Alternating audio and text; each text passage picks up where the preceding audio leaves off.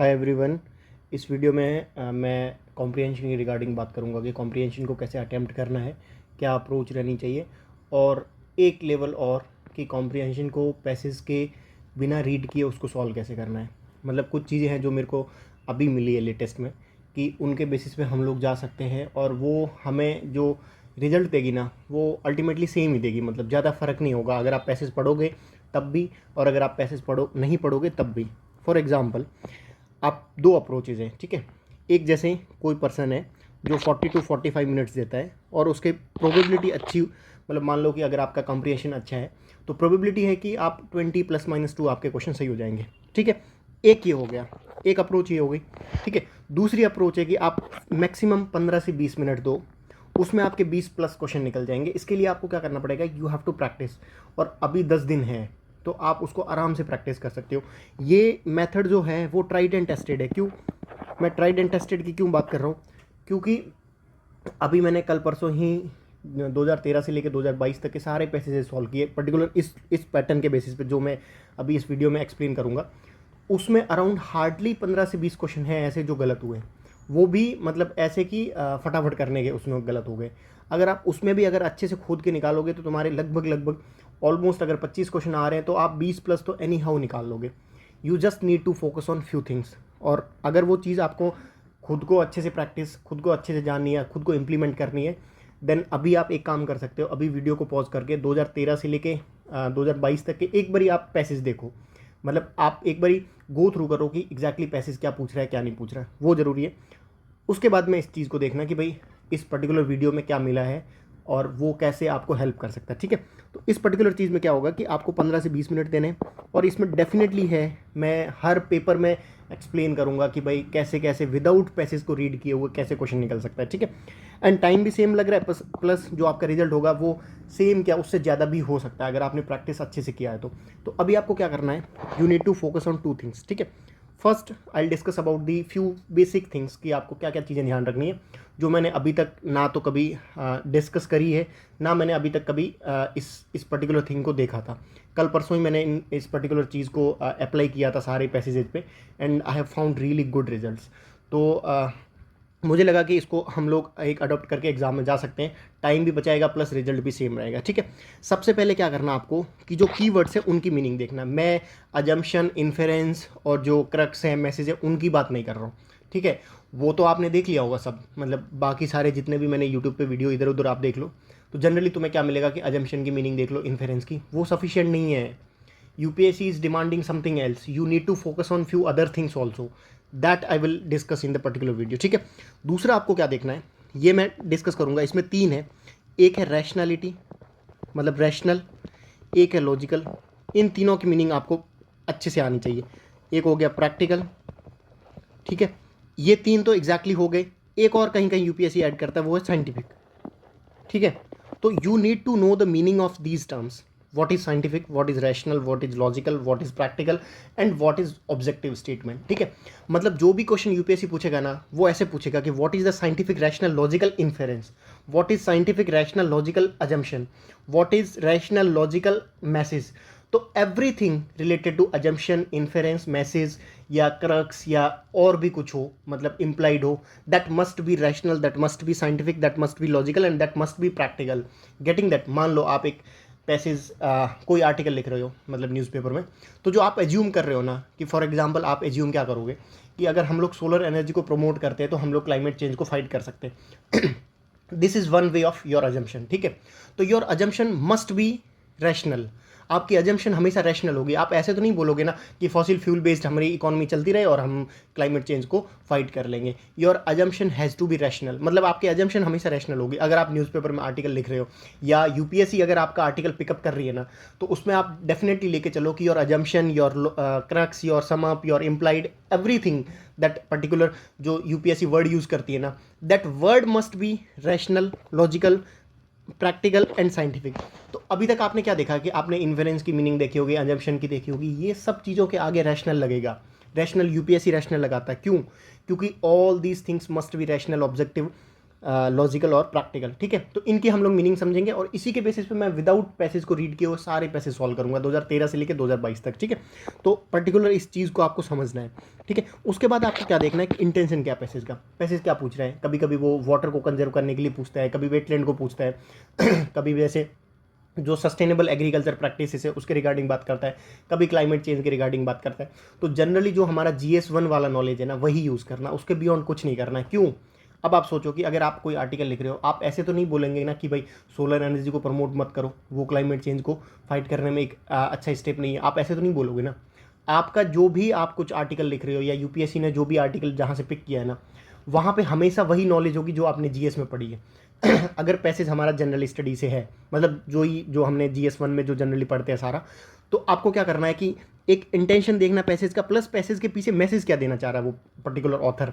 जैसे अगर उन्होंने वाटर कंजर्वेशन के रिगार्डिंग बात करी है तो रिवर को ले लिया मान लो, तो वो क्या बोल रहे हैं कि रिवर को रादर देन स्कैटर्ड उसमें कंजर्व करो, आप पूरा इंटीग्रेटेड बेसिन है उसको मैनेजमेंट करो। तो वो उसका एक मैसेज हो सकता है, वो मैं आगे एक्सप्लेन करूंगा उसका मीनिंग, ठीक है। जो जनरल स्टडीज़ वाला नॉलेज है वही यूज़ करना, उसके बियॉन्ड कुछ नहीं जाना। यूपीएससी बोलती है कि भाई पैसेज के अंदर ही रहो, लेकिन मैंने 2013 से लेकर 2022 तक का देखा वो पैसेज के अंदर नहीं रह रहे। ये आप खुद ट्राई करके देख लेना, आप पैसेज पढ़ो फिर आप क्वेश्चन पढ़ो, आपको लग जाएगा कि बहुत सारी चीज़ें हैं जो बाहर से भी लिंक्ड हो रही है। तो आपको क्या करना है, you need to focus on these particular 4 terms कि what is rational, practical, logical and scientific, ठीक है। All pattern of same paper, जो हम लोग बोलते हैं ना कि भाई सम इंडस्ट्रीज यूज दिस, ये सारे पैटर्न यहाँ पे भी लगाने हैं।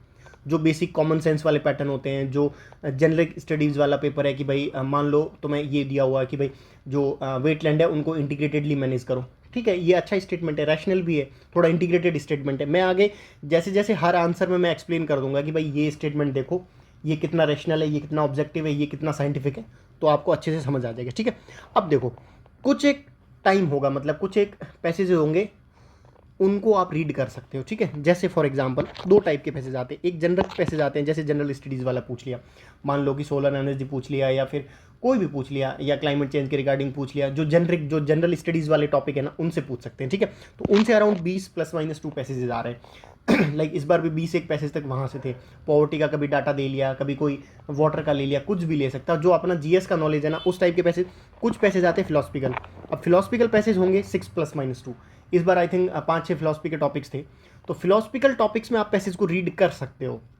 और हमेशा फिलोसफिकल जो पैसेज होगा वो बहुत छोटा भी होगा, वहाँ पे आप पैसेज को रीड कर सकते हो। बाकी I want recommend you to read passage, क्योंकि पैसेज में वही चीज़ है जो आपने जनरल स्टडीज़ में पढ़ी है।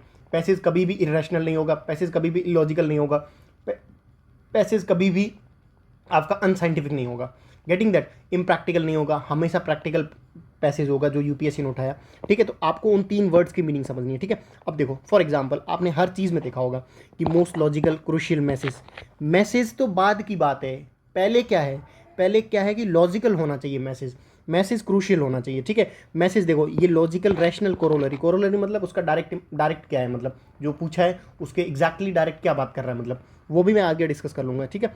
Most logical and rational inference, मतलब जो भी चीज़ है ना that has to be rational objective, वही बात है जो मैं पहले ही बोल रहा था कि अपने को 3 वर्ड्स पे फोकस करना है। ये जो 3 वर्ड है scientific, rational, logical and practical, ठीक है। इनके बेसिस पे पूरा पैसेज का गेम चलेगा, प्लस पैसेज आपको पढ़ना ही नहीं है, ठीक है। ये हो गया, ओनली 3 की वर्ड्स को आपको अच्छे से समझना है। समझ कैसे आएगा, ये जो 2013 का पेपर है 13 to 2022 तक, इन सब में अगर अभी भी अगर आप वीडियो को सुन रहे हो तो एक काम ये कर सकते हो कि अभी पैसेज निकालो सारे 2013 से लेकर 2022 तक, ये 3 की वर्ड यूज़ करो कि कौन सा पर्टिकुलर जो स्टेटमेंट है वो इलॉजिकल है, इरेशनल है, या फिर इंटीग्रेटेड नहीं है, या होलिस्टिक नहीं है, कॉम्प्रिहेंसिव नहीं है, GS1 के कॉन्ट्री में है, मतलब कॉन्ट्राडिक्टरी वाला स्टेटमेंट है, तो उनको फाइंड आउट करो। उसके बाद इस वीडियो को देखना तो तुम्हें आई थिंक कंप्लीट एक अंडरस्टैंडिंग मिल जाएगी, ठीक है। अब रैशनल का देखो, ये मैंने विकिपीडिया से डायरेक्ट लिया है, मतलब वही गूगल से ही, कि आपको एक मीनिंग समझ में आए कि रैशनल का क्या मतलब।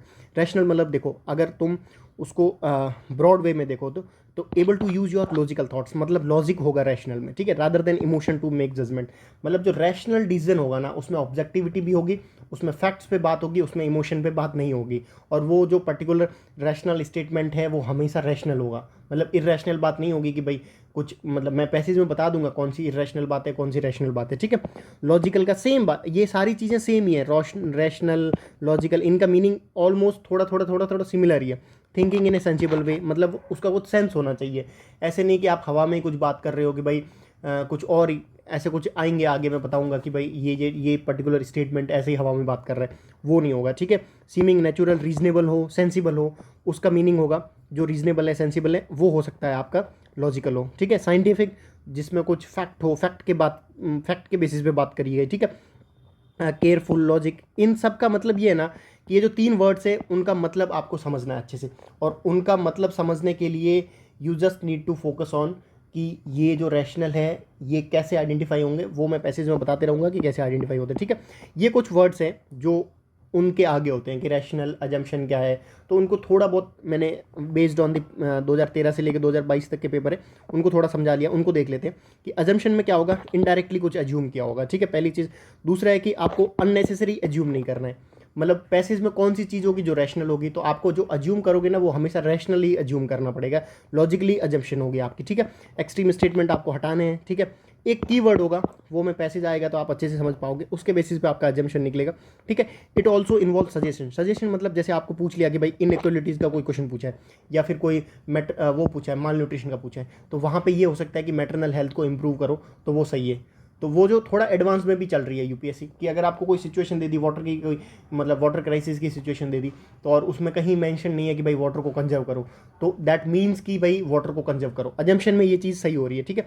Assumption is relative, words like definitely, invariably, ये हाँ, इसमें क्या होगा कि हमेशा अजम्पशन क्या होगा, तुम अजम्पशन एक एज्यूम कर रहे हो कि भाई अगर एक वर्ड यूज़ करोगे, if you are promoting solar energy, then there are chances कि हम लोग जो क्लाइमेट चेंज होगा उससे अच्छे से फाइट कर सकते हैं। तो ये एक पॉसिबिलिटी वाला स्टेटमेंट है, ये श्योरिटी नहीं होगी। तो इसमें कुछ वर्ड्स होंगे इनवेरिएबली, श्योरिटी वाले, जैसे मैनली फ्रॉम, मैनली एंथ्रोपोजोनिक है, ये हो गए, जैसे invariably lead to this, essentially will lead to this, ये सारे गलत होंगे, ठीक है। जनरली रॉन्ग होंगे, ये आप जब भी आएंगे तब हम लोग देख लेंगे, ठीक है। एक स्टेप आइड होगा भाई, ये जो ऊपर बात करी है कि भाई सजेशन भी इन्वॉल्व होंगे कि मैटरनल हेल्थ को इंप्रूव करो, जो हाइजीन है उसको इंप्रूव करो, ठीक है। Factual statement won't be right, हाँ, डायरेक्ट फैक्चुअल स्टेटमेंट राइट नहीं होगा, ये मैं आपको बताऊंगा कि जनरली GS1 में डिस्क्रिप्टिव स्टेटमेंट सही होता है, यहाँ पे डिस्क्रिप्टिव स्टेटमेंट कभी सही नहीं होगा, मतलब जो पैसेज में डायरेक्ट इन्फॉर्मेशन दी है ना वो जनरली सही नहीं होगी। यूपीएससी थोड़ा घुमा के पूछेगा तुम्हें, मतलब जैसे आएगा तब इसका मैं बताऊंगा कि ये डिस्क्रिप्टिव स्टेटमेंट है, ये सही नहीं होगा, ठीक है। थोड़ा अच्छा स्टेटमेंट फ्रेम्ड हो, सेंसिबल स्टेटमेंट हो, जेनरिक स्टेटमेंट हो, ब्रॉड वेल फ्रेम्ड स्टेटमेंट हो, आर जनरली राइट। वो मैं आगे बताऊंगा कि भाई ये जैसे इंटीग्रेटेड स्टेटमेंट क्या होता है, जैसे मान लो आपको ये दिया है कि जो हाइड्रो इकोलॉजिकल अप्रोच है वाटर को कंजर्व करने की, उसको अडॉप्ट करना चाहिए और उसको यूज़ करना चाहिए, उसको इम्प्लीमेंट करना चाहिए, रादर देन कि एक रिवर को आपने वो कंजर्व कर लिया। तो वो आगे आएगा तो बताऊंगा, ठीक है। इन्फेरेंस का मतलब है कि पैसेज से आनी चाहिए, मतलब कुछ इन्फर हुआ है पैसेज से, आपने डिडक्ट किया है पैसेज के बेसिस पे ही, ठीक है। जनरली फ्यूचरिस्टिक स्टेटमेंट हो सकता हो, factual statements are generally wrong, मतलब डायरेक्टली पैसेज में दिया है तो वो जनरली नहीं होगा, आपको इनडायरेक्टली पैसेज से इन्फर करना पड़ेगा, ठीक है। Generally in the end of passage, हाँ ये एक चीज़ मैंने नोटिफाई करी कि इन्फेरेंस होगा वो जनरली एंड में होगा, ये आप देखना, मतलब जब आगे पैसेज में आएंगे तो डिस्कस करेंगे, ठीक है। Sometime it may be out of passage, हाँ इनडायरेक्टली है तो आउट ऑफ पैसेज हो सकता है, ठीक है। Narrow statements are generally wrong, narrow मतलब एक छोटी बात करी हो, जैसे मतलब मान लो ये बात कर दी है कि जैसे मोनोकल्चर की है कि भाई तुम अगर मोनोकल्चर को रिड्यूस कर लोगे तो क्लाइमेट चेंज से फाइट कर सकते हैं, ये एक नैरो है, मतलब मोनोकल्चर से रादर देन कि तुम पूरा ब्रॉड स्टेटमेंट बताओ कि भाई एग्रो इकोलॉजी को प्रमोट करो तो हम लोग क्लाइमेट चेंज या फिर जो भी इश्यूज आ रहे हैं एग्रीकल्चर में उसको फाइट अप कर सकते हैं। तो ये आएंगे तो आपको स्टेटमेंट अच्छे से समझ आ जाएंगे, ठीक है।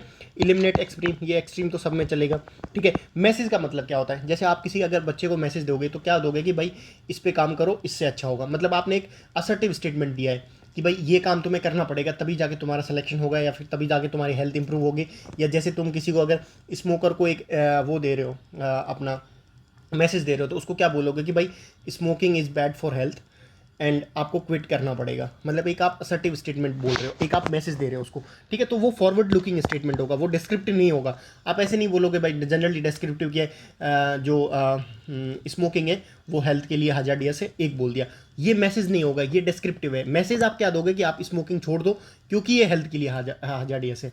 तो आप मैसेज फ्रेम समझ रहे हो, मतलब आप किसी को जनरली मैसेज देते हो कि भाई ये नहीं ये करो आप, तो उसमें कुछ ना कुछ सजेशन होगा, पॉजिटिव चीज़ होगी, एंड जनरली पॉजिटिव स्टेटमेंट होगा, generally not found in the passage. हाँ, पैसेज में नहीं होगा जनरली, क्योंकि मैसेज थोड़ा डिफरेंट होगा, ये आपको समझ आ जाएगा। फैक्चुअल स्टेटमेंट सही नहीं होगा, डायरेक्टली आप कुछ बोल रहे हो कि भाई ये चीज़ है, तो ये पैसेज के थ्रू आप अच्छे से समझ पाओगे, ठीक है। One step ahead what passage is all about. हाँ, पैसेज के, अब पैसेज ने मान लो ये दे दिया कि भाई माल न्यूट्रिशन की कंडीशन है, ये है, वो है, ये कर दिया, तो मैसेज में क्या होगा कि एक इंटीग्रेटेड अप्रोच फॉलो करनी चाहिए, जहाँ पे मैटरनल हेल्थ से लेके हाइजीन से लेके, मतलब इन सब चीज़ों को प्रमोट करोगे तो तुम्हारी जो माल न्यूट्रिशन है वो कम हो जाएगा, ठीक है। ये हो गया पहला, मतलब ऐसे इंटीग्रेटेड स्टेटमेंट हो गए, ठीक है। मोस्ट लॉजिकल रैशनल, ये हमने देख लिया, ठीक है। कोरोलरी का मतलब होता है कि जो direct result of another one है, मतलब जो पैसेज दिया उसका डायरेक्ट रिजल्ट क्या है, ठीक है। बेस्ट इंप्लाइड बाई, जो इंप्लीकेशन हो, इनडायरेक्टली एक्सप्रेस्ड हो, ये बहुत छोटे ये वर्ड्स हैं, उनको एक बार आप देख लेना, मतलब बट आपको जब पैसेज करोगे तब अच्छे से सॉल्व होंगे, ठीक है। इंप्लीकेशन मतलब क्या इंप्लीकेशन होगा within the domain of passage, और पैसेज हमेशा रैशनल होगा, ठीक है। Generally all the which are relates to the general topic, हाँ ठीक है, जेनरिक होंगे। तो अब तक हमने क्या देखा है कि जो ये सारे वर्ड्स हैं ना, ये इतने इंपॉर्टेंट नहीं है, मैंने क्यों दिए, जस्ट टू एक बेसिक आपको अंडरस्टैंडिंग हो जाए कि इन सब का मीनिंग क्या है। लेकिन जो सबसे इंपॉर्टेंट वर्ड्स है ना वो ये है कि रैशनल, लॉजिकल, ये सारे रैशनल क्या है, लॉजिकल क्या है, इनको try to understand these words, ठीक है। उसके बाद हम लोग डिस्कस करेंगे अभी पेपर। हाँ, एक क्या है, अब मैं इसको थोड़ा क्यों एम्फेसाइज कर रहा हूँ कि you should not read passage. एक तो आपका टाइम टेकिंग होगा, ठीक है।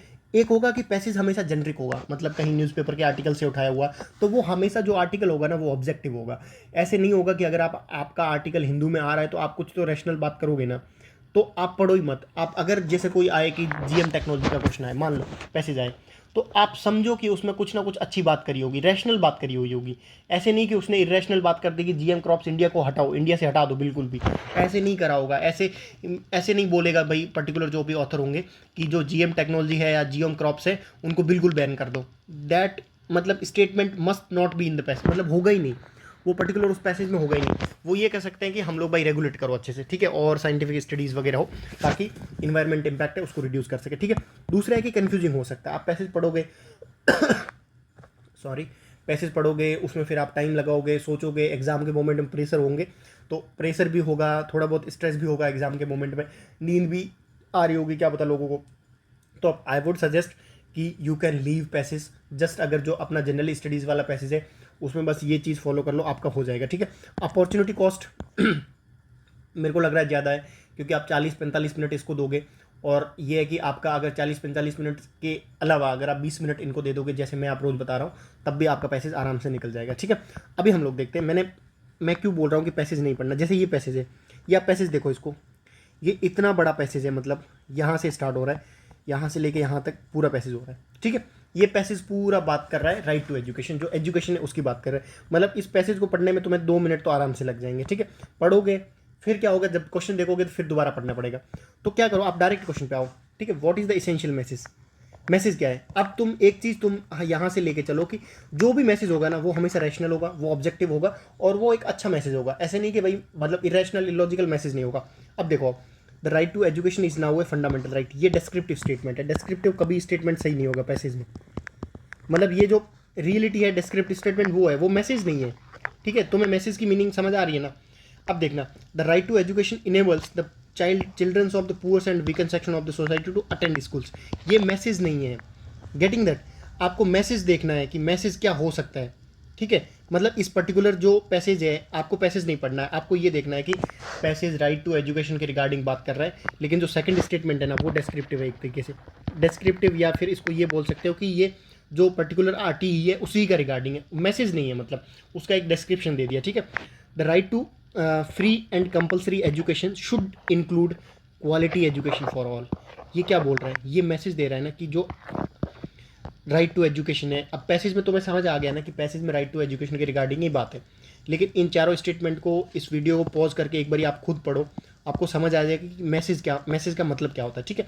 एक बार डी देखो, the government as well as parents should ensure that all childrens attend the school, ये कभी मैसेज नहीं होगा, ये कोई मतलब मेजर पॉइंट नहीं है, ठीक है। अगर आप रैशनली जाओगे ना इस पूरे 4 स्टेटमेंट में, पहला दूसरा तो आप सेफली हटा सकते हो कि पहला दूसरा दोनों डिस्क्रिप्शन है, ठीक है। अब आप आओ सी एंड डी में, तो सी एंड डी में अगर आप वेटेज करोगे ना, ये दोनों तो सीधे हट गए कि ये डिस्क्रिप्शन है। ये बोल रहा है इसेंशियल मैसेज क्या है, जो बहुत इसेंशियल है, मैसेज हमेशा रैशनल होगा। अब आप देखो, government as well as parent should ensure, अब ये कोई मैसेज नहीं होगा कि भाई एंश्योर करो तुम अटेंड करे स्कूल। अटेंड करने से क्या हो जाएगा, क्वालिटी ऑफ एजुकेशन तो नहीं बढ़ जाएगी ना, मतलब एजुकेशन की बात कर रहा है, तो तुम सी में देखो अभी एक बारी कि right to free and compulsory education should also include quality, मतलब उसमें क्वालिटी भी हो, मतलब तुम एजुकेशन दे नहीं रहे हो बट क्वालिटी भी इंश्योर कर रहे हो, ये मैसेज है तुम्हारा। समझ आया तुम्हें? इसको पॉज करके खुद सोचना कि सबसे ज़्यादा रैशनल इसेंशियल मैसेज क्या हो सकता है कि भाई जो राइट टू एजुकेशन दे रहे हो उसमें क्वालिटी इनकलकेट करो, ठीक है। और इस पैसेज में भी आप देख लेना, आपको सेम चीज़ मिलेगी, इतना ब्रॉड पैसेज है।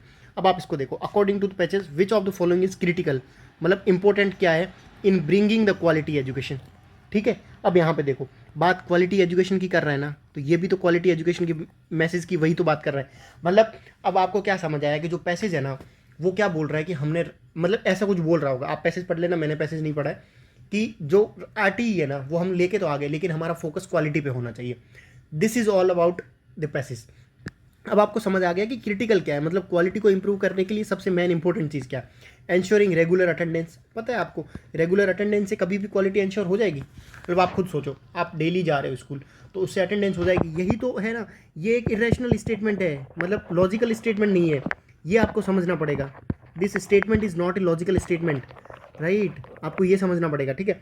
गिविंग पेक्यूनरी बेनिफिट्स, आपको पैसे देके कोई पढ़ा सकता है, क्वालिटी एजुकेशन इंश्योर हो सकती नहीं हो सकती, ये दोनों इलॉजिकल स्टेटमेंट है, ठीक है। आपने पैसेज नहीं पढ़ा है लेकिन वे विदाउट पैसेज पढ़े हुए अपने को एक रैशनल ऑब्जेक्टिव स्टेटमेंट में आना इन चारों में से, ठीक है। अब सी देखो, understanding the socio cultural background of the children, हो सकता है कि भाई कोई अगर पुअर बैकग्राउंड से तो उसका सोशियो कल्चर बैकग्राउंड जो है उसको स्टडी करके हम लोग क्वालिटी एजुकेशन को इंप्रूव कर सकते हैं, एक ऑप्शन हो सकता है। लेकिन आप डी में देखो, inculcating learning through activity and discovery.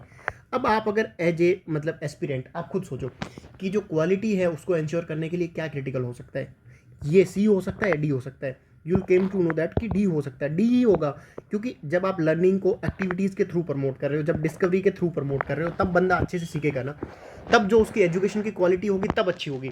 ये एक तरीके से मतलब सप्लाई साइड वाला एंगल है, मतलब पीछे वाला एंगल है। पीछे वाला अगर ना भी इंश्योर करो, मतलब आप जो पुअर है जो रिच है उनको ना देख के अगर आप हर किसी बंदे को एक्टिविटीज़ और डिस्कवरी के थ्रू अगर आप लर्निंग दोगे तो डेफिनेटली है कि उसमें क्वालिटी होगी। आप समझ पा रहे हो ना इस पर्टिकुलर चीज़ को? तो जो 19वां क्वेश्चन है ये शायद आई थिंक 2014-15 का जो भी है मैंने इसलिए लिया है कि तुम समझो कि इस पर्टिकुलर चीज़ में क्रिटिकल क्या है क्वालिटी ऑफ एजुकेशन को इंप्रूव करने के लिए।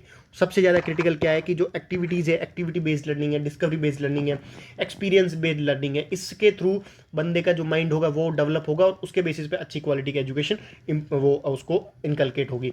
Getting that? तो this is how you need to approach a passage. आप पैसेज पढ़ लो, आप में वही सेम चीज़ मिलेगी, ठीक है। आप कहीं भी इस पैसेज को पढ़ लेना, आपको लगभग सेम चीज़ मिलेगी। यहाँ पे कहीं होगा should provide learning through activities, exploration and discovery, ठीक है। अब आप इसमें देखो, अगर पैसेज ना भी पढ़ा होता ना तब भी आप इस क्वेश्चन को नहीं कर पाते क्या?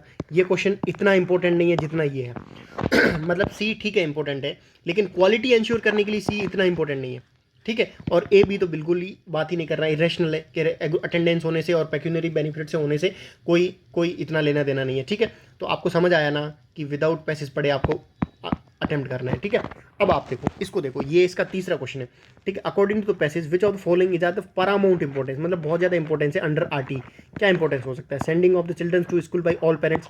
इससे क्या हो जाएगा? मतलब आप सोचो, स्कूल भेजना इंपॉर्टेंट नहीं है, मतलब जो आरटी है ना उसका मेजर मोटो क्या है कि क्वालिटी ऑफ एजुकेशन हो, ठीक है।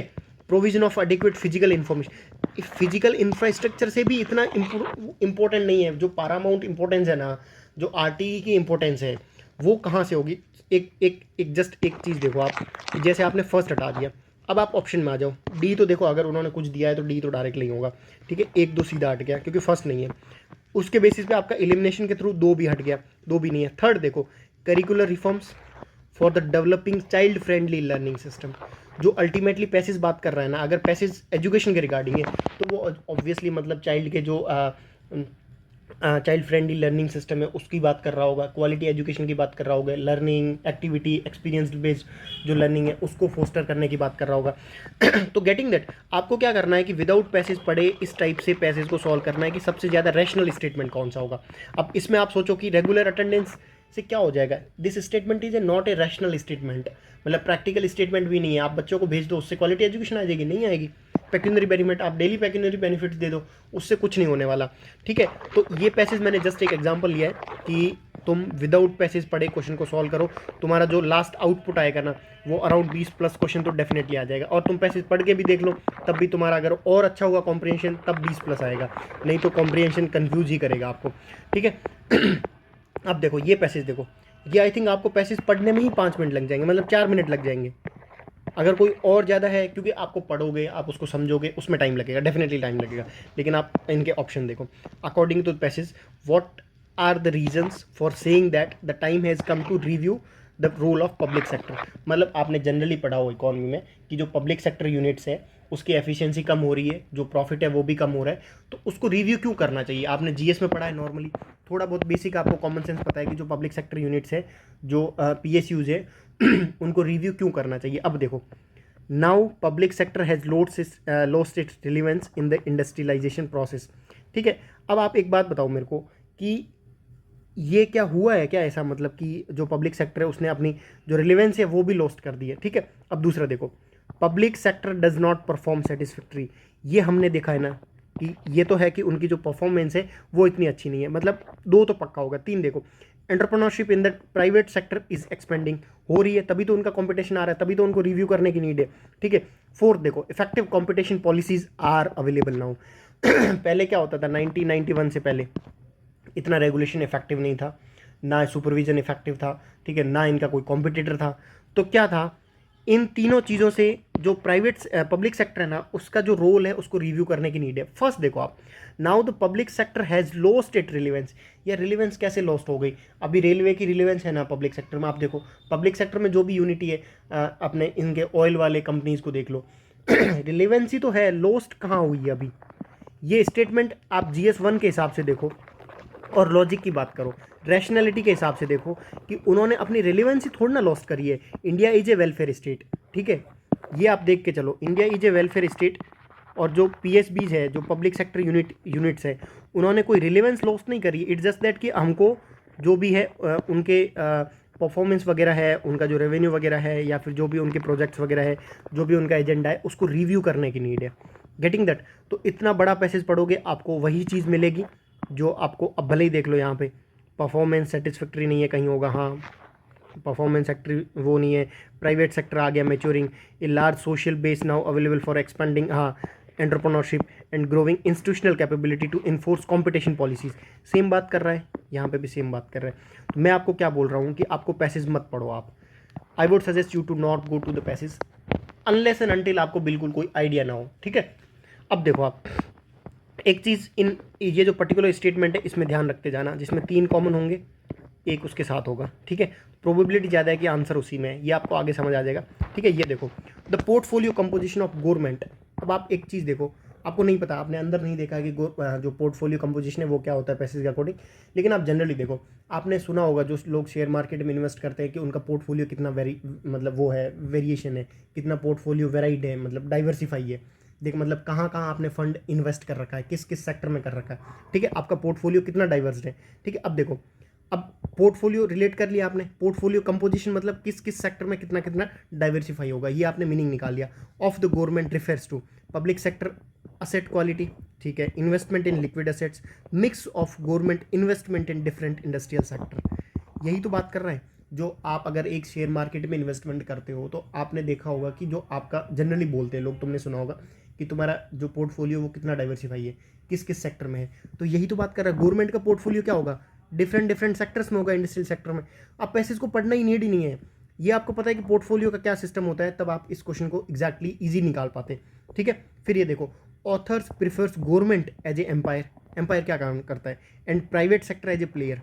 एम्पायर का काम क्या करता है कि भाई कोई भी कुछ भी गलती हो, कुछ भी अगर आउट है तो आउट देना है, नहीं आउट है तो नहीं आउट देना है, मतलब रैशनल डिसीजन मेकिंग लेनी है, ठीक है, रैशनल हो, फेयर डिसीजन मेकिंग हो, और जो ऑब्जेक्टिव डिसीजन मेकिंग हो। ऐसे नहीं कि उनका कोहली फेवरेट है तो कोहली को दे दिए, ठीक है, ये सारा कुछ काम एम्पायर का होता है। अब आप क्वेश्चन में आओ, government prescribes norms for the fair play by the private sector. Umpire क्या करता है कि भाई तुम पिच पे दौड़ नहीं सकते हो, ठीक है, अगर क्रिकेट का एम्पायर हो तो एम्पायर का रोल आपने देखा होगा, अगर वो LBW है तो देगा डेफिनेटली, मतलब फेयर प्ले होता है, इसकी ज़्यादा प्रोबेबिलिटी, ठीक है। Government is ultimate in the policy formulation, umpire कभी अल्टीमेट नहीं होता है, ठीक है। मतलब एम्पायर के ऊपर भी एक एम्पायर होता है, तो वहाँ यहाँ पे गवर्नमेंट कोई अल्टीमेट की बात नहीं कर रहा है। एम्पायर का मतलब होता है कि डिसीजन मेकिंग जो हमेशा फेयर एंड रैशनल होगी, ठीक है। बी हटा दो, government has no control over prime, ये तो है नहीं कि गवर्नमेंट अगर एम्पायर है तो उस पर कंट्रोल तो होगा, क्या करेगा वो, एक फेयर डिसीजन मेकिंग करेगा, ठीक है। None of the above, none of the above generally नहीं होगा अगर यूपीएससी ने दिया है तो। पहला देखो, तुम अगर पैसेज को ना भी पढ़ो, अगर तुम्हें पता है कि एम्पायर का मतलब क्या है, एम्पायर का काम क्या होता है, तब भी तुम्हारा ए सेफली निकल जाता, ठीक है। तो अभी तक आपको ये चीज़ समझ आई होगी ना कि आपको विदाउट पैसेज पढ़े आप कैसे रैशनल स्टेटमेंट को फाइंड आउट कर सकते हैं, ठीक है। अब मैं क्या करूँगा कि ये सारे पेपर्स 2013 से लेकर 2022 तक के हैं, and I will try to focus on मतलब दोज थिंग्स कि आपको एक फाइंड आउट करना है, मतलब एक आपको एक्सरसाइज करनी है कि मेरे को रैशनल, ऑब्जेक्टिव एंड जो साइंटिफिक होता है उसको स्टेटमेंट को निकालना है, रादर देन की अजम्पशन, इन्फेरेंस, इन सबको पढ़े हुए, ठीक है। हर किसी में आप देखना कि आपको जब लगभग रैशनल स्टेटमेंट निकालना है, रादर देन की आप मतलब पैसेज को पूरा पढ़ो। आप इसको देखो, ठीक है। मतलब ऑथर सेंट्रल फोकस, मतलब ऑथर का सेंट्रल फोकस क्या होगा, ठीक है। Uploading India's economic growth not only against its own past performance but against other nation, ठीक है, हो सकता है। Emphasising the need for economic growth which is the sole determinant of a country prosperity, नहीं हो सकता। इकोनॉमिक ग्रोथ सोल डिटर्मिनेंट्स कैसे होगा, मतलब economic growth has to be substantiated by social growth, या फिर तुम लिख सकते हो कि जो सोशल सेक्टर की प्रॉस्पेरिटी है उसकी। तो ये बी तो गलत हो जाएगा ना, बी तो इरेशनल स्टेटमेंट है। ऑथर कभी ये बात नहीं करेगा ना कि आप ग्रोथ पे एम्फेसाइज करो, वो सोल डिटर्मिनेंट है कंट्री की प्रॉस्पेरिटी की। सोल कैसे हो जाएगी, उसमें आपका सोशल सेक्टर भी डेवलप होना चाहिए, वेलफेयर होना चाहिए, ठीक है, डेवलपमेंट पे काम होना चाहिए। तो second statement is irrational, author कभी भी ऐसी बात नहीं करेगा। अगर आपने कोई जैसे लिखा हो, मतलब आपने कोई हिंदू में आर्टिकल लिखा हो या इंडियन एक्सप्रेस में आर्टिकल लिखा हो, तो आप क्या बोलोगे, इकोनॉमिक ग्रोथ करो but that growth has to be distributed equally, मतलब आप ऐसे बोलोगे, ठीक है। दूसरा हट गया इरेशनल स्टेटमेंट, सॉरी एक सेकेंड, हाँ ये हट गया। अब आप आओ सी में, emphasising inclusive growth where gains of growth are shared widely by the population, ठीक हो सकता है, इसको रखो आप डाउट में। यहाँ पे देखो एम्फेसाइजिंग हाई ग्रोथ, कभी भी ऑथर क्या बोलेगा, अगर आपने आर्टिकल लिखा है आप क्या बोलोगे, जो ग्रोथ है वो इंक्लूसिव हो, इंटीग्रेटेड हो, सबको इन्वॉल्व करे, सब सेक्टर को इन्वॉल्व करे, ठीक है। तो बी जो सी है ना वो सबसे इंटीग्रेटेड स्टेटमेंट है, सबसे रैशनल है कि ग्रोथ मस्ट बी इंक्लूसिव, और सबसे ऑब्जेक्टिव है और सबसे साइंटिफिक है। अगर आप समझ पाओ तो आप ऑथर के हिसाब से समझो। अगर कोई ऑथर है और यूपीएससी ने अगर उस पर्टिकुलर ऑथर को उठाया है, तो यूपीएससी क्या करना चाह रही है, आपको भी एक इनडायरेक्टली मैसेज देना चाह रही है कि जो इकोनॉमिक ग्रोथ है that has to be inclusive, ठीक है। पहला देखो, uploading India's economic growth not only against its own past performance, ठीक है, बट अगेंस्ट अदर नेशन। आप एक बात करो, इन दोनों में से ए एंड सी को आप अगर वो वेटेज देखोगे, ठीक है, तो आपको क्या पता चलेगा। अगर ऑथर ने कोई पैसेज लिखा है, वो पैसेज यही तो इंडिकेट कर रहा है ना कि इकोनॉमिक ग्रोथ चलो इंडिया कर रहा है, लेकिन इकोनॉमिक ग्रोथ हमेशा इंक्लूसिव भी करनी चाहिए। पैसेज पहला कर सकता है, कोई इशू नहीं है, पहले में कोई इतना बड़ा इशू नहीं है, लेकिन जो सबसे इंटीग्रेटेड स्टेटमेंट है, सबसे कॉम्प्रिहेंसिव है, सबसे रैशनल है कि वो क्या सेंट्रल फोकस ऑथर का क्या होगा, सेंट्रल फोकस बोल रहा है कि इस पूरे पैसेज का फोकस क्या है। फोकस यही तो है कि तुम ग्रोथ तो कर लियो तुमने अपनी पास्ट परफॉर्मेंस वगैरह उन सब से, ठीक है, अदर नेशन से भी तुमने प्रोग्रेस कर लियो, लेकिन जो फोकस है ना वो ये होना चाहिए कि तुम्हारी इंक्लूसिव ग्रोथ होती रहे। गेटिंग दैट, तो this is how you need to approach a passage, और पैसेज को विदाउट देखे सबसे रैशनल, सबसे इंटीग्रेटेड, मैं वही बात करूंगा। I would not focus much on these particular things कि भाई एजम्पशन क्या हो सकता है, इन्फेरेंस क्या हो सकता है, वो सब कुछ सारे टॉपिक्स रैशनल होते हैं, ऑब्जेक्टिव होते हैं और अपने साइंटिफिक होते हैं, ठीक है। तो सेंट्रल फोकस है, फोकस क्या बोलेगा, फोकस आप किस पे कर रहे हो कि आपकी इकोनॉमिक ग्रोथ पे, ये क्या बोल रहा है, ये तो एक डिस्क्रिप्शन है कि भाई अदर, वो फोकस नहीं कर रहा, फोकस उसका ये है कि हमारी ग्रोथ हो गई लेकिन हमारी ग्रोथ इंक्लूसिव हो, ठीक है। तो ये हो गया। अब यहाँ पे देखो, द ऑथर सपोर्ट्स पॉलिसीज, मतलब जो भी पॉलिसीज है उसको ऑथर सपोर्ट कर रहा है। मान लो आपने कोई वो लिखा हो, मतलब आर्टिकल लिखा हो हिंदू में, न्यूज़पेपर में, तो आप किसकी, अगर यूपीएससी ने पैसेज उठाया है, आप try to understand the examiners mind set, ठीक है, कि यूपीएससी ने अगर पैसेज उठाया मतलब सपोर्ट पॉलिसीज, कैसी पॉलिसीज को सपोर्ट करेगा, जो डेवलप इकोनॉमिक ग्रोथ, एक ओनली ग्रोथ को सपोर्ट नहीं करेगा, ठीक है, इसमें ऐसा होता है ना डेवलपमेंट तो होता, ठीक है। ऑथर हमेशा इंक्लूसिव बैलेंस्ड अप्रोच करेगा, ठीक है। इसमें आप एक वर्ड लिख लो कि हमेशा बैलेंस्ड स्टेटमेंट सही होगा, कि ऐसे नहीं इकोनॉमी को ग्रोथ करो लेकिन इन्वायरमेंट को डाउन कर दो, दिस इज इरेशनल स्टेटमेंट, ठीक है। तो आपको बैलेंस्ड स्टेटमेंट हटाना, ये बैलेंस्ड स्टेटमेंट नहीं है, ठीक है। Better distribution of incomes irrespective of rate of growth, देखो ये कभी नहीं होगा कि आप डिस्ट्रीब्यूशन कर तो रहे हो और रेट ऑफ ग्रोथ नहीं हो। ऑथर क्या बोलेगा, रेट ऑफ ग्रोथ भी इंपॉर्टेंट है, लेकिन साथ साथ जो ग्रोथ रेट हो रही है, जो भी आपका पैसा आ रहा है, वो डिस्ट्रीब्यूट भी सही होना चाहिए। तो ये भी इरेशनल है, ये बैलेंस्ड स्टेटमेंट नहीं है। थर्ड देखो, ठीक है, develop economic growth and redistribute economic gains to the those getting left behind. अब आप एक चीज़ मेरे को बताओ कि जो आप पैसेज लिखोगे, आप क्या फोकस करोगे भाई, इकोनॉमिक ग्रोथ हो, ठीक है, दैट मस्ट बी देयर। मतलब एक पैसेज आया था ना कि economic prosperity is the crucial for the social justice. मतलब यूपीएससी ने दिया था आई थिंक 2020 वाले, जिस टाइम मैंने मेंस लिखा था कि economic prosperity is the crucial for the social justice, but without social justice economic prosperity is meaningless. मतलब ये एक बैलेंस्ड स्टेटमेंट है कि अगर आपकी इकोनॉमिक ग्रोथ होगी ना, तो साथ साथ वो ग्रोथ रीडिस्ट्रीब्यूट भी होनी चाहिए। तो this is the most integrated, most rational, most objective statement in the 4 statements. आप देखो इन सब में सबसे स्टेटमेंट क्या है कि इकोनॉमिक ग्रोथ क्यों करो भाई, एक साइड ऑथर थोड़ा ना बोलेगा, ठीक है, irrespective of growth, put an emphasise on the development of poorest segment of the society. ये हो सकता हो, लेकिन आप सी एंड डी को आप कंपेयर करो, सी एंड डी को जब आप कंपेयर करोगे तो ये एक ब्रॉड टाइप की बात कर रहा है, दोनों चीज़ें हो। जो ये अपना है डी स्टेटमेंट है, वो क्या बात कर रहा है, ओनली पुअर को करो, ठीक है, लेकिन इसने सी ने क्या बोला है कि पुअर प्लस साथ साथ इकोनॉमिक ग्रोथ भी करो। तो ये भी एक तरीके से बैलेंस्ड स्टेटमेंट नहीं है, लोप साइडेड स्टेटमेंट है, वन साइडेड स्टेटमेंट बात कर रहा है कि गरीबी हटाओ। भाई जब पैसे ही नहीं होंगे तो आप गरीबी कैसे हटा दोगे। तो ये भी वन साइडेड स्टेटमेंट है, ये भी वन साइडेड स्टेटमेंट है, सेकंड एंड ये बी भी वन साइडेड है, ए भी वन साइडेड है, लेकिन this is the most balanced statement कि इकोनॉमिक ग्रोथ के साथ साथ वो भी करो। अब मेरे को आप ये बताओ कि आपको कहाँ पैसेज पढ़ने की नीड पड़ी। ये 2 क्वेश्चन है, कोई नीड नहीं पड़ी। अब आप तीसरा देखो, अकॉर्डिंग टू द ऑथर, ठीक है, ये वही पैसेज है, 3 क्वेश्चन है। India's economy has grown but there is no room for complacency. मतलब आप ग्रो तो हो गए, ऐसा नहीं है कि आपने, जैसे मान लो कि आपका टारगेट हो कि मैंने भाई ये इतना पढ़ना है, आज दिन में एनसीईआरटी पढ़नी है, एनसीईआरटी पढ़ ली, लेकिन कंप्लेसेंसी नहीं हो कि चलता है वाला एटीट्यूड नहीं है कि ठीक है हो गया। अब देखो complacency as there is no room, मतलब कोई रूम नहीं है कंप्लेसेंसी का, ठीक है, एज ग्रोथ इरेडिकेट पॉवर्टी, ठीक है, growth has resulted in prosperity of all. मतलब ये क्या बोल रहा है कि जो इंडिया की इकॉनमी है ग्रोन तो हो गई है, but there is no room, मतलब ऐसा कोई रूम ही नहीं हो कंप्लेसेंसी का एज। अब इसमें क्या बोल रहा है कि ग्रोथ इरेडिकेट्स पॉवर्टी, करता है भाई ग्रोथ, मतलब ये नहीं बोल सकते हो ना तुम।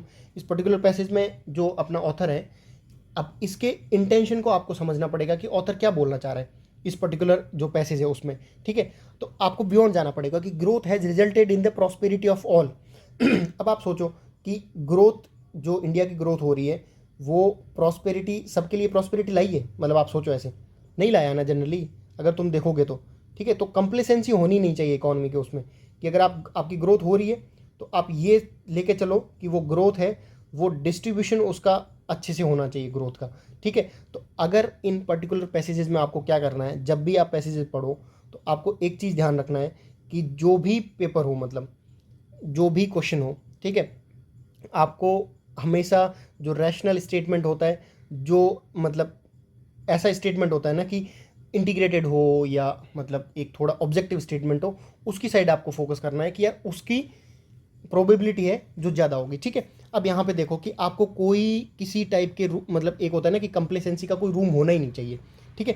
तो क्या बोल रहा है कि ग्रोथ है इरेडिकेट, ऐसा तो हुआ नहीं ना कि resulted in prosperity of all, ठीक है, बट ग्रोथ इरेडिकेट्स पॉवर्टी, ये तो है कि अगर तुम्हारी ग्रोथ होगी और तुम अगर फोकस करोगे तो तुम्हारी जो पॉवर्टी है वो इरेडिकेट हो सकती है, ठीक है। तो आपका जो फोकस है वो क्या होना चाहिए कि जब भी आप पैसेज पढ़ो, ठीक है, तब आप ये फोकस करो कि जनरल स्टडीज़ वाला जो टॉपिक है उसमें क्या क्या फिट बैठ रहा है, उसका जो बेसिक कॉमन सेंस है वो बैठ रहा है नहीं बैठ रहा, जो हमने जनरल स्टडीज़ में पढ़ा वो सही है नहीं है, ठीक है, वो देखना है। अब यहाँ पे देखो, ये भी पैसेज आई थिंक 2013 का ही है।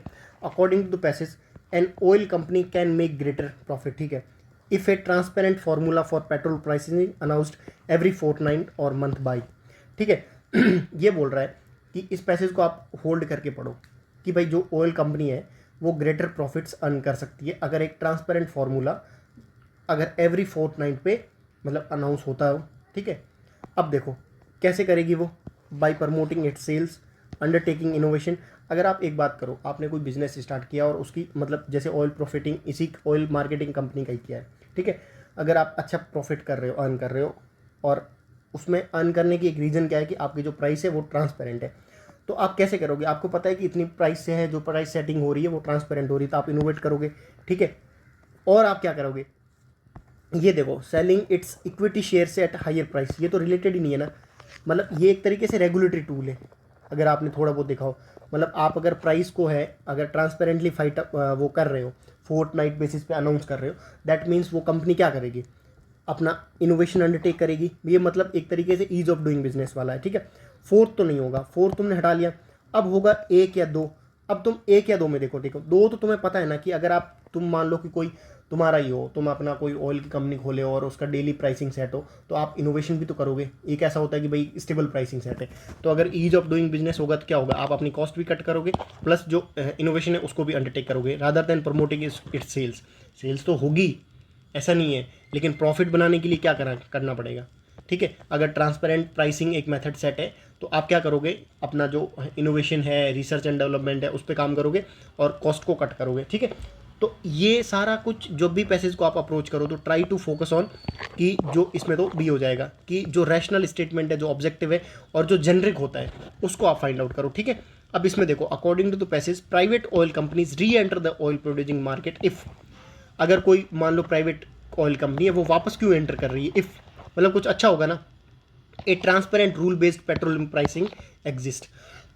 इसमें क्या बात कर रहा है, जैसे आपने कोई बिजनेस में घुसे और वहाँ पे रेगुलेटरी इश्यूज बहुत हो, आप वहाँ से एग्जिट कर लियो, वापस री एंटर क्यों करोगे, अगर ईज ऑफ डूइंग बिजनेस होगा तो फर्स्ट तो डेफिनेटली सही है।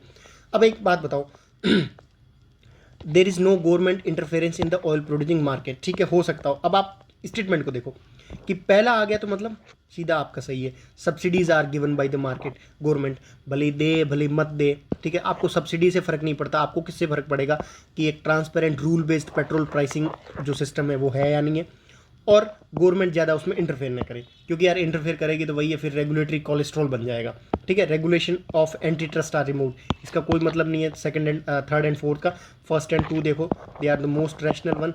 एंड अगर आप खुद अपने कंपनी के हिसाब से देखो कि आपको एक आपकी ही है, मतलब आपको मान लो कि आपकी एक प्राइवेट ऑयल कंपनी है जो री एंटर क्यों करेगी, क्योंकि जहाँ पे अगर प्राइस सिस्टम अच्छा होगा और गवर्नमेंट कोई इंटरफेयर ज़्यादा ना करे, ठीक है। तो आप ये जनरली जीएस में पढ़ा होगा हमने कि ईज ऑफ डूइंग बिजनेस से क्या होगा, अगर कोई कंपनी इंडिया में आ रही है मतलब ईज ऑफ डूइंग बिजनेस अच्छा है, ठीक है। अगर वियतनाम में, जैसे इस बार क्वेश्चन भी पूछा था, वियतनाम में अगर कंपनी जा रही है तो क्यों जा रही है, कॉस्ट इफेक्टिव तो है ही, साथ साथ में उनका जो ईज ऑफ डूइंग बिजनेस है वो भी अच्छा है, ठीक है, तभी तो वो री एंटर करेगी, गेटिंग दैट। तो आपको इसके साथ साथ क्या आएगा कि जो भी पैसे जिन्होंने दिया है ना, उसमें पक्का पक्का कुछ ना कुछ प्राइसिंग के रिलेटेड बात करिए, यहाँ पे भी उन्होंने यही दिया है कि भाई प्रॉफिट जो अर्न करेगा वो कैसे करेगा, ठीक है। तो ये इजी क्वेश्चन हो जाता। अब देखो, climate change may force the shifting of locations of existing crops, मतलब ये बोला है कि क्लाइमेट चेंज की वजह से एग्जिस्टिंग जो क्रॉप्स हैं उनका जो पैटर्न है, मतलब जो शिफ्ट हो सकती है उनकी लोकेशन, क्यों हो सकती है, ठीक है। अब आपको एक वो दिया है कि wider water availability and temperature suitability eight other location हो सकता हो, मेल्टिंग ऑफ ग्लेशियर, अब ये हो सकता हो, ठीक है, मेल्टिंग ऑफ ग्लेशियर हो जाए, ठीक है। Poor productivity of the crops हो सकता है, wider adaptability of the crop plants, ठीक है। अब आप एक बात बताओ, क्लाइमेट चेंज की वजह से जो क्रॉपिंग पैटर्न है वो शिफ्ट हो सकता है, तो इसमें एक मेरे को आप बात बताओ कि जनरल स्टडीज़ में हमने क्या देखा है कि सॉरी, तो हो सकता है कि यार जो अपना क्लाइमेट चेंज हो रहा है उसकी वजह से मतलब जो क्रॉपिंग पैटर्न है, जो क्रॉप की लोकेशन है वो शिफ्ट हो सकती है, ठीक है। मतलब ये एक पॉसिबिलिटी है, लेकिन आप एक चीज़ बताओ मेरे को, आपने जीएस में जो पढ़ा है ना वो यहाँ पे यूज़ करना आपको, ठीक है। तो आप एक चीज़ यहाँ पे लेके चलो कि अगर ये जैसे क्लाइमेट चेंज वाला है कि may force the shifting of locations of existing crops.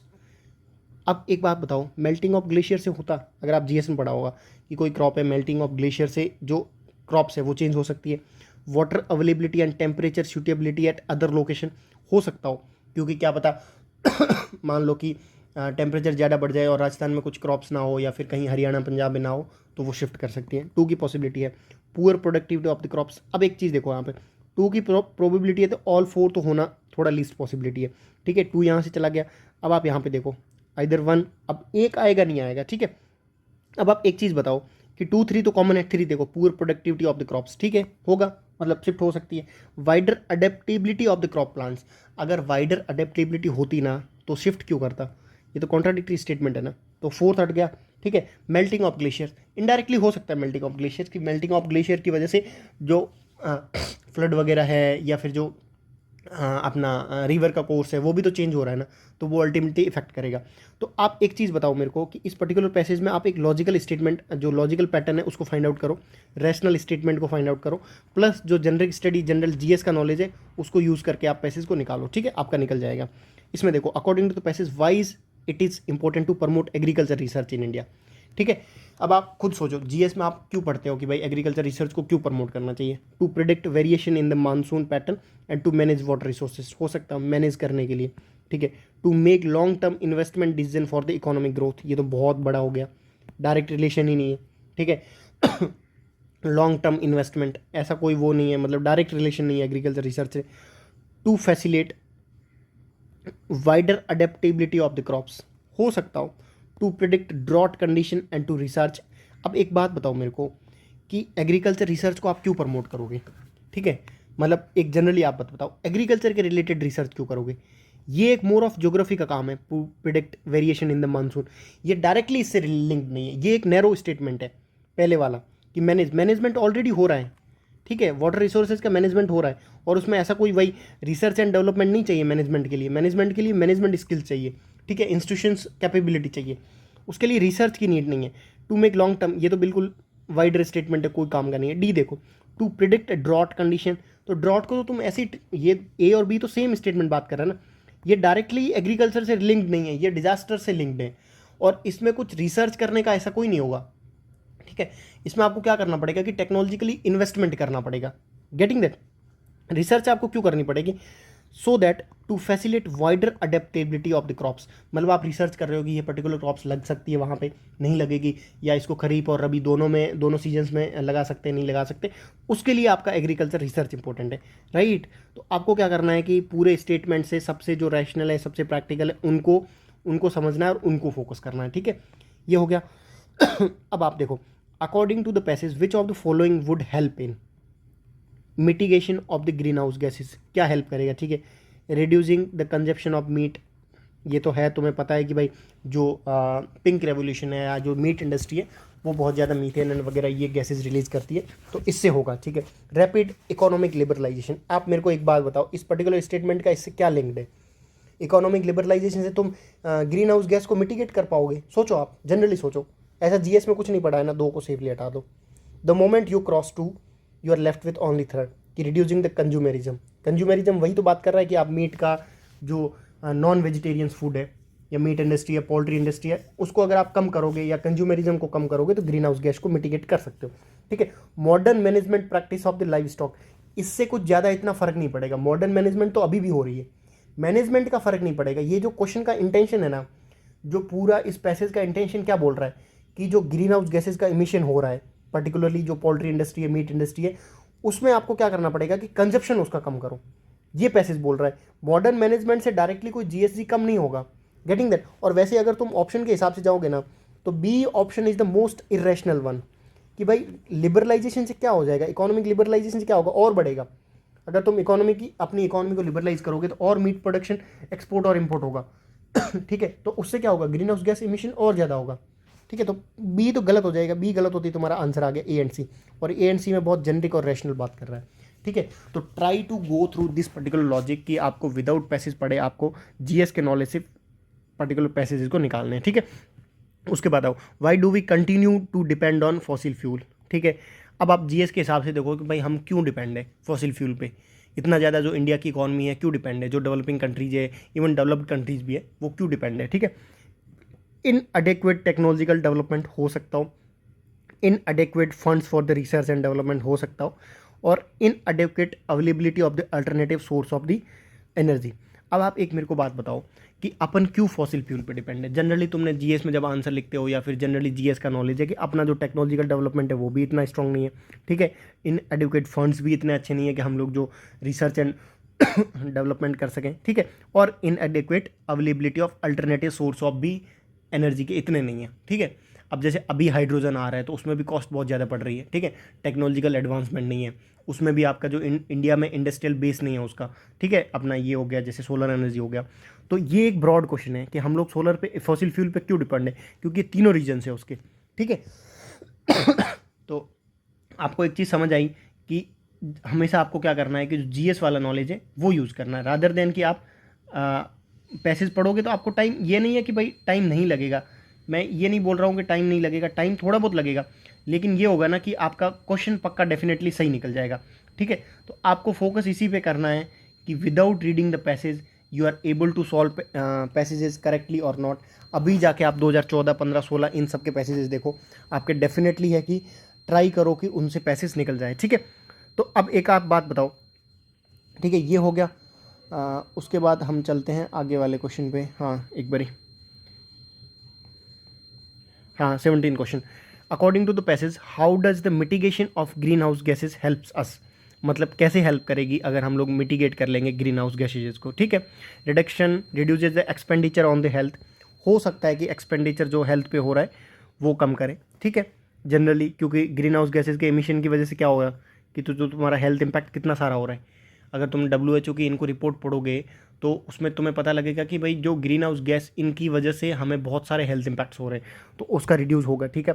उसके बाद देखो reduces the dependence of the live stock, ये क्या मतलब how does the mitigation of greenhouse gases help, ये दूसरा स्टेटमेंट तो रैशनल स्टेटमेंट नहीं है ना, ये रिड्यूसेस कैसे करेगा डिपेंडेंस ऑन लाइव स्टॉक, ठीक है। तो दूसरा तो इलॉजिकल स्टेटमेंट है, मतलब रिलेशन ही नहीं है उसका, रिड्यूसेज एनर्जी रिक्वायरमेंट्स, ठीक है, ये तो अपने को हेल्प करेगा ना कि अगर तुम्हारा मिटिगेट हुई ग्रीन हाउस गैस इमिशन तो ऑब्वियसली क्या हो रहा है, टेम्परेचर बढ़ रहा है, टेम्परेचर बढ़ने की वजह से क्या हो रहा है, हम लोग एसी वगैरह लगा रहे हैं, तो क्या होगा अगर मिटिगेट हो जाएगा ग्रीन हाउस गैस इमिशन तो हम लोग जो एनर्जी की रिक्वायरमेंट्स है वो कम हो जाएगी। तो फर्स्ट एंड थ्री डेफिनेटली सही है, मतलब फर्स्ट एंड थ्री देखो तुम कहाँ पे, यहाँ पे नहीं है, यहाँ पे नहीं है, यहाँ पे है, ठीक है। उसके बाद आप फोर को देखो, reduces the rate of global climate change, obviously करेगा, ठीक है। तो यहाँ पे देखो कितना रैशनल स्टेटमेंट की बात करी गई है 1, 3 एंड 4 में कि भाई ये सारी चीज़ें करेंगे। ये दूसरा तो बिल्कुल इरेशनल स्टेटमेंट बात कर रहे हैं, ठीक है। हो गया, इजी क्वेश्चन था, कोई पैसेज पढ़ने की नीड पड़े नहीं पड़े। अब देखो इसेंशियल मैसेज, वही जो पहले हमने देखा था एजुकेशन का इसेंशियल मैसेज, ठीक है। We continue to depend on fossil fuels heavily, ठीक है, ये मैसेज हो सकता है। आप सोचो, ये मैसेज नहीं है, ये एक डिस्क्रिप्टिव स्टेटमेंट है। मैसेज क्या बोलेगा कि भाई हमें शिफ्ट होना चाहिए, या फिर हमें स्विच करना चाहिए, या फिर हमें जो ग्रीनर टेक्नोलॉजीज उन पे फोकस करना चाहिए, ठीक है।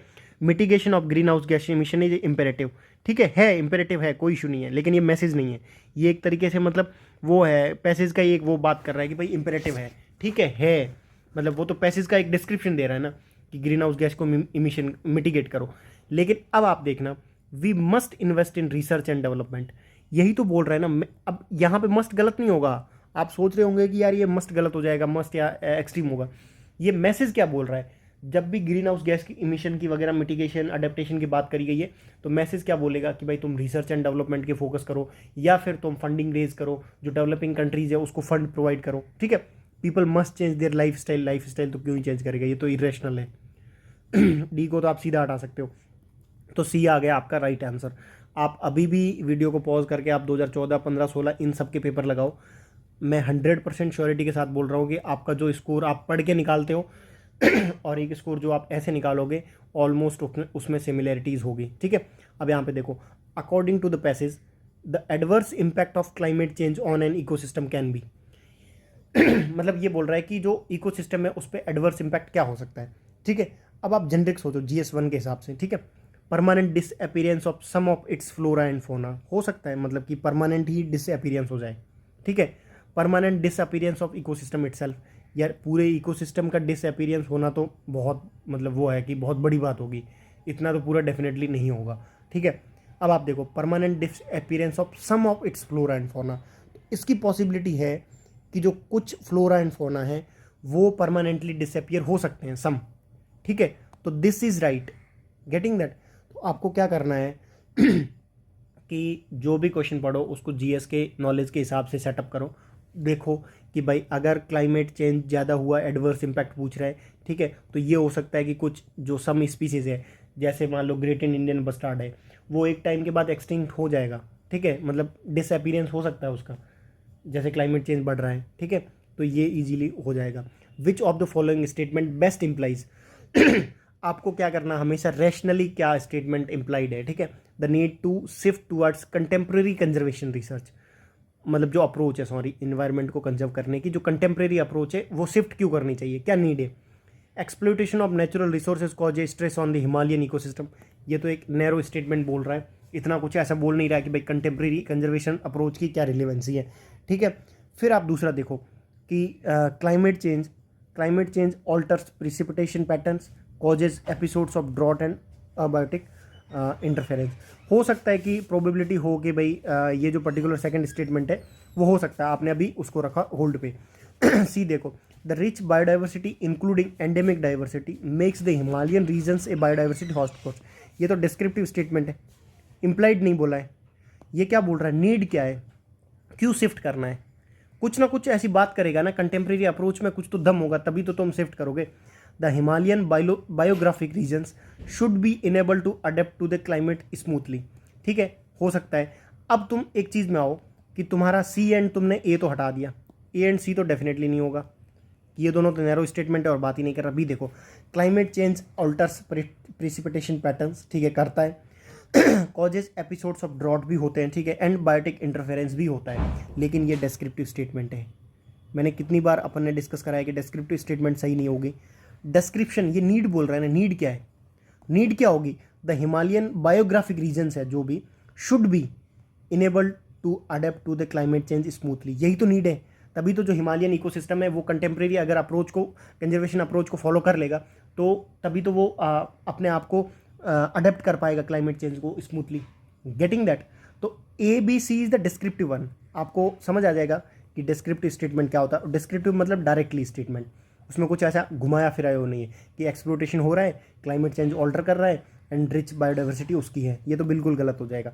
ये दोनों डिस्क्रिप्टिव है और थर्ड बोल रहा है कि नीड क्या है, तो नीड यही तो है कि हम लोग उसको अडेप्ट कर पाएँ, ठीक है, ये हो गया इजीली। अब आप आओ, what is the most important message. देखो, मोस्ट इंपॉर्टेंट मैसेज, अब आप किसी को मैसेज क्या दोगे मोस्ट इंपॉर्टेंट, अगर वो यूथ में हो कोई बंदा, अपनी यंग एज में हो, क्या बोलोगे आप कि भाई अपनी हेल्थ पे फोकस करो, अपनी एजुकेशन पे फोकस करो, करियर पे फोकस करो, रादर देन की टाइम वेस्टिंग का। इंपॉर्टेंट मैसेज क्या हो सकता है, अब देखो, endemism is the characteristic feature of the Himalayan, ये मैसेज है। अभी तक आई थिंक आपको इतना तो समझ में आ गया होगा कि मैसेज का मतलब क्या होता है। ये एक डिस्क्रिप्टिव स्टेटमेंट है, ये मैसेज नहीं है, ठीक है, तो डिस्क्रिप्टिव स्टेटमेंट गलत हो जाएगा। Conservation efforts should emphasise on biogeographic region ranges rather than on some species और हैबिटेट्स, हो सकता है, एक बार इसको उसमें डाउट में रखो। Climate change has adverse impact on the Himalayan ecosystem, हो रहा है लेकिन मैसेज नहीं है, मैसेज हमेशा पॉजिटिव में होगा। ये एक तरीके से डिस्क्रिप्टिव स्टेटमेंट है सी वाला, कि हो रहा है ऐसा, ठीक है, डिस्क्रिप्शन दिया है जो पैसेज में है। Without Himalayan ecosystem, the life of the communities of the uplands and the downstem will have no sustenance, ये तो गलत है, ऐसा जरूरी नहीं है कि हिमालयन के बिना होगा ही नहीं।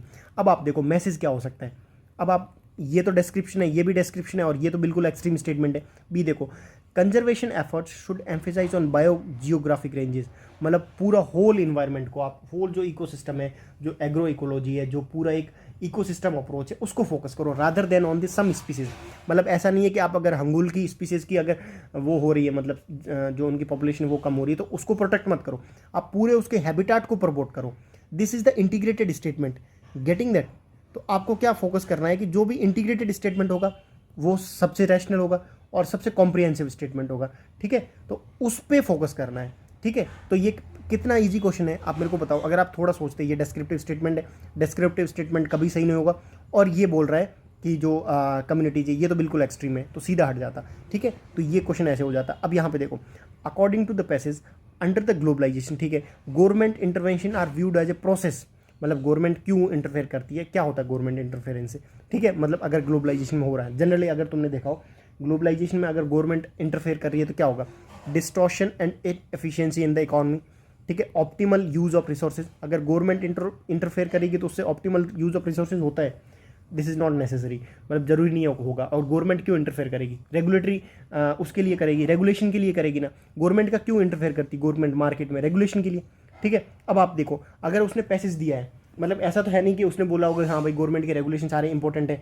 या फिर क्रूशियल है या फिर कॉम्पिटिटिवनेस बढ़ा रहे हैं, ठीक है, मोर प्रॉफिटेबिलिटी ऑफ द इंडस्ट्रीज, ये तो कोई वो रिलेवेंसी नहीं है। अगर बिजनेस का बोला होता या फिर ये बोला होगा ईज ऑफ डूइंग बिजनेस के लिए, तब हो सकता था।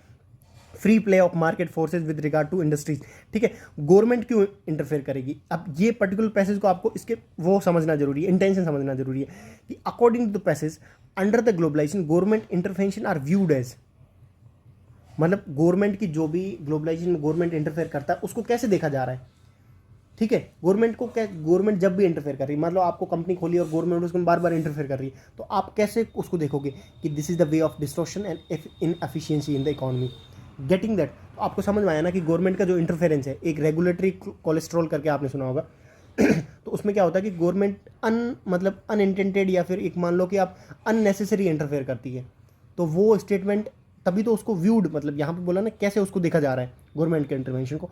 अगर आपको इस पर्टिकुलर, अब डी में भी आप थोड़ा कंफ्यूज हो सकते हो कि यार free play of the market forces with regard to industry, हो सकता है कि फ्री एंड फेयर प्ले के लिए हो, तो आप इसको इस पर्टिकुलर चीज़ को पैसेज एक बार ही देख सकते हो कि पैसेज में क्या है, कहीं कहीं हिंट मिल जाता है पैसेज में, ठीक है।